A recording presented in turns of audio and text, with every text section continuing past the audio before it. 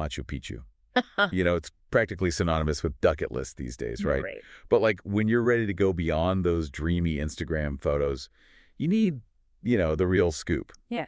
That's what we're all about today. So we're diving deep into a blog post Okay. called "Is It Worth Visiting Machu Picchu?"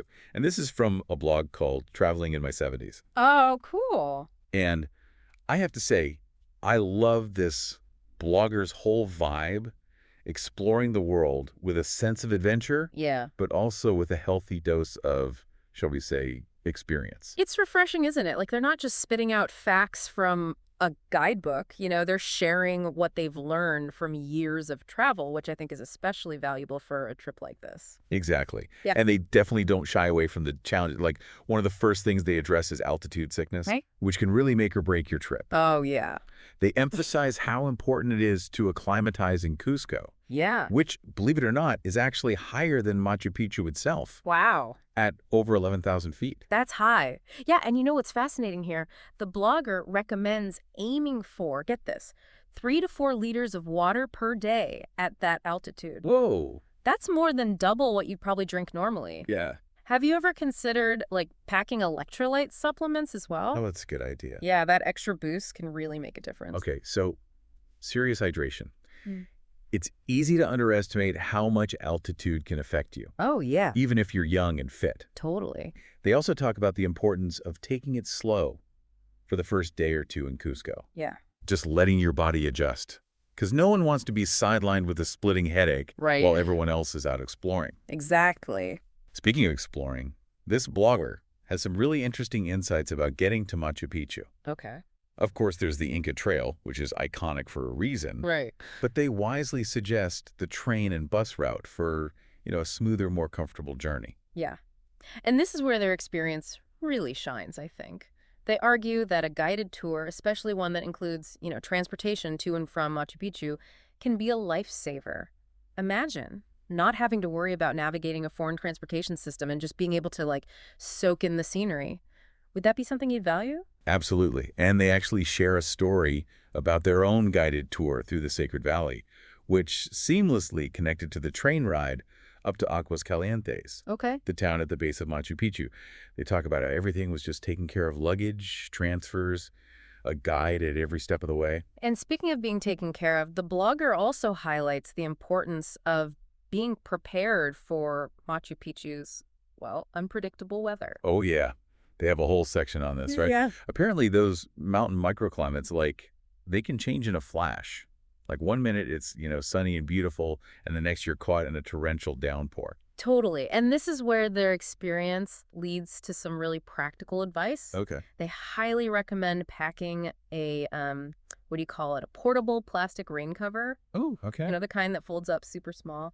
Right, right. Yeah. It's so smart, because who wants to lug around like a bulky raincoat all day, Frank? Exactly. But then again, getting caught in a downpour at Machu Picchu without one, Yeah, not good. not ideal. Yeah. It's those little details that can make a big difference in your overall experience. Exactly. And it ties into that broader theme of just respecting the unpredictable nature of travel. Right. Especially somewhere as wild and majestic as the Andes. Yeah, for sure. But while being prepared for rain is important, the real treasures of Machu Picchu lie in its fascinating history, wouldn't you say? Absolutely. We're talking about an ancient Incan citadel shrouded in mystery, Right. perched high up in the Andes. Mm. The blogger talks about those awe-inspiring panoramic vistas, the kind that just take your breath away. Yeah. And the architecture with those incredible stone structures, all perfectly fitted together without any mortar. I know, it's insane. It's one thing to see the pictures, Yeah. but to actually stand there and witness it firsthand. Right. It's no wonder this place ends up on so many bucket lists.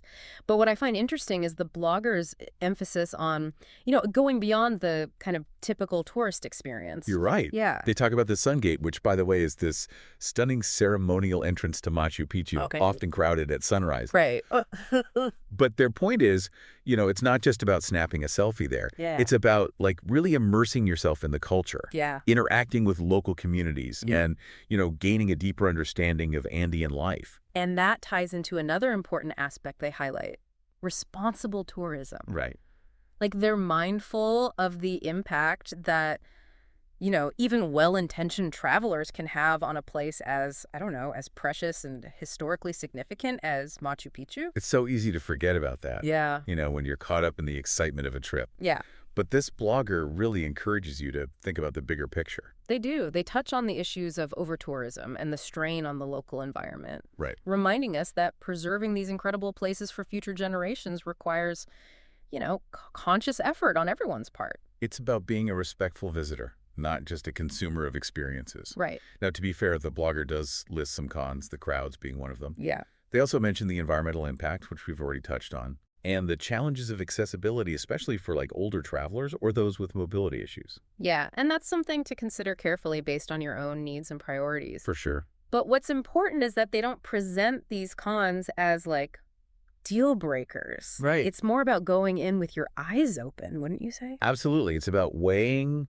the pros and cons, understanding the realities, Right. and then deciding if the potential rewards outweigh the challenges for you. Yeah. And for this blogger, their answer to the big question, is it worth visiting Machu Picchu, is a resounding yes. Which I think speaks to the enduring allure of these, iconic destinations. Yeah. Yes, there might be crowds and logistical hurdles, but there's a reason these places capture our imaginations, right? Why they end up on our bucket lists. It's like that saying, anything worth having is worth working for. Right. Maybe that applies to travel experiences too. Absolutely. Sometimes the challenges, even the frustrations, are part of what makes the experience so rewarding. Yeah. It's about the growth and the learning that happen along the way. And that's what I love about this deep dive. It doesn't just give you the, glossy brochure version of Machu Picchu. Right. It gives you the honest lived-in experience. Yeah. Which ultimately helps you make a more informed decision. Totally. So as you continue planning your own Machu Picchu adventure, Okay. here's a thought-provoking question inspired by our wise traveler.